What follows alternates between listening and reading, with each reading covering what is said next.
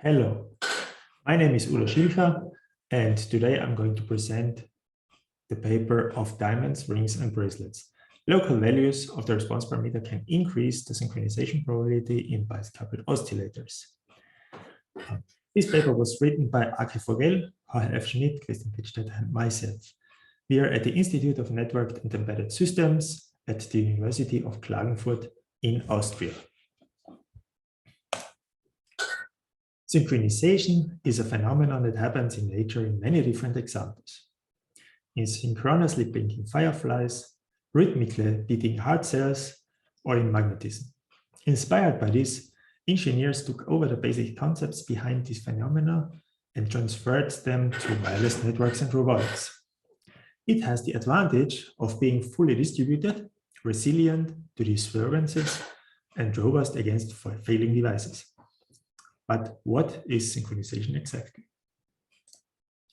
We consider a particular case of coupled oscillators. An oscillator could be anything that shows a periodic change of some value. Mathematically, we can model it by phases going from 0 to 1 and then resetting it to 0. It is illustrated by either by a function as shown on the left, where on the y-axis you have the phase and on x-axis the time, or by a rotating circle, as on the right side.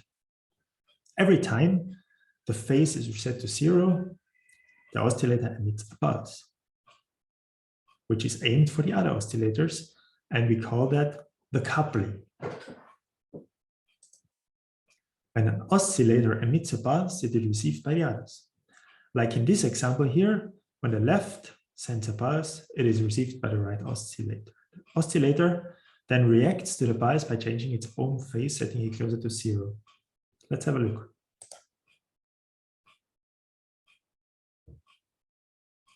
As you can see, after a while, the two oscillators become synchronous. It means that if a pulse is received in the upper half of its own phase, then the own phase is advanced. However, if it's received in the lower half, it's set back to a lower value. This is determined by the phase response function. A parameter A determines the amount of change, and it is called the coupling strength. Now, if we have more oscillators, the general idea is that over time, by exchanging pulses, they synchronize their own phases and become synchronized. This is done by exchanging pulses. This can be easily achieved if all-to-all connectivity is given.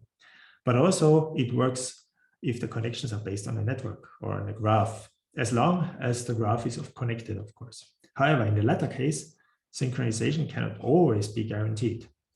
What does this mean in detail? Well, whether or not a network of oscillators is able to synchronize depends on essentially three factors: the topology, the initial phases, and the coupling strength A. These are dependent on each other. So for example, for different topologies, we might want to choose a different value for A. A very interesting question at this point is, if the system does not synchronize, what will be its behavior?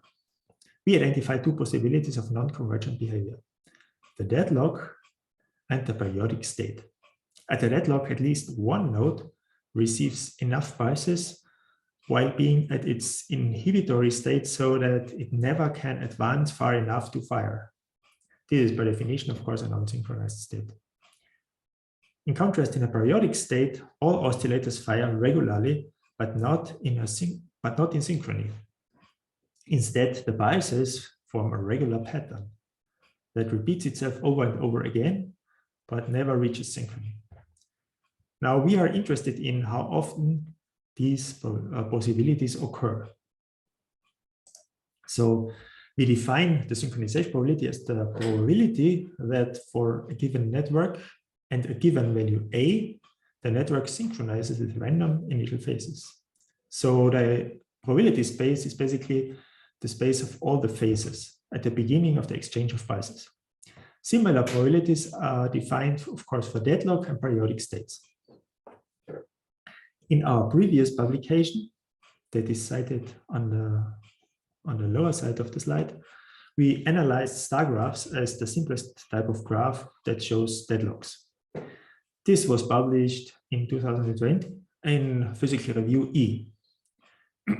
There we could derive an expression for the probability of deadlocks and synchronization, but the phenomenon of periodic states was not analyzed, as this cannot occur in star graphs. So today I'm presenting you an extension of this work that basically analyzes graphs that exhibit periodic states.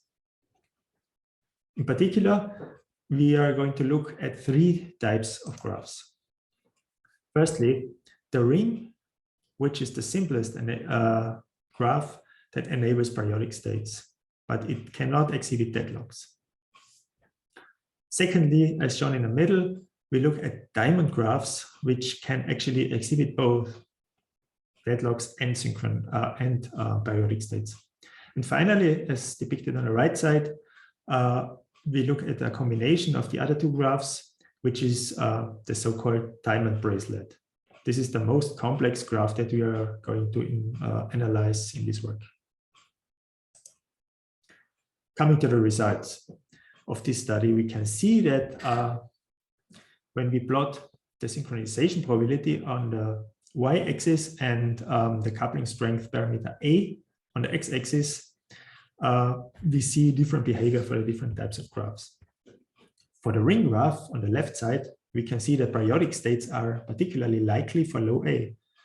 And for high A, more towards the right, they become basically negligible, and so the synchronization probability approaches 1. However, for diamond graphs, such high A is not such a good choice because it leads to deadlocks. Hence, we see a maximum synchronization probability at maybe around 0.3, but this is also slightly different depending on the size of the graph, as you can see for the different curves that actually represent the number of branch nodes in the graph. Finally, for the diamond bracelet graphs on the right side, we see a more intricate behavior. Still, a low A is more prone to periodic states and high A is more prone to deadlocks. However, for larger graph sizes, the synchronization probability is in general smaller, and also the optimal value for A is very different depending on the graph size. Now, all the results on this slide are taken for all oscillators having the same A. However, it might be beneficial if different types of oscillators have different values of A, so that we have individual A values within the graph. This is what we are going to look in the next slide. Here, all the results that you can see here are for diamond bracelets only. The graph consists of three types of nodes. There are the ring nodes, the peak nodes on the very outside, and the branch nodes in the middle of the diamonds. Each of these types now gets an individual value of A. For example, all nodes on the ring still have the same A, but it's different from the peak nodes and different from the branch nodes. Then we plot the synchronization probability color-coded over a cube of three different A values. We found that overall we can achieve a much higher synchronization probability as in the previous slide where we had all nodes having the same A. We see in particular that the A of the peak nodes has to be chosen very carefully, independent of the number of branch nodes MB. So in these graphs, you can see that the red part, for example, on the left top plot is more on the back side, while in the right bottom plot, it's more on the front side. So if you change the value of AB, this shifts. And it seems that if you have a higher NB value, then the AB should be smaller. In contrast, for AR and AV, there is not so much of a change over these graphs. So the optimum seems to be, at least in the considered cases, always close to the value of 1. With this knowledge now, as a future work, which we did not yet do, is that as a promising next step to find an algorithm that can locally calculate for each node the optimum A and takes as an input only local knowledge, like maybe number of neighboring nodes or number of branch nodes or whatever. But this is, as I said, left to future work. So now let me summarize the main takeaways from this talk. First, synchronization of BCOs can be prohibited by mainly 2 effects: deadlocks and periodic states. The parameter A impacts their probabilities. Low A favors more like periodic states, while high A favors deadlocks. Third, an optimal A in between can maximize the sync probability. And finally, node-dependent A leads to further improvement. So the idea is that we should optimize the A individually for each node. Okay, then thank you very much for your attention.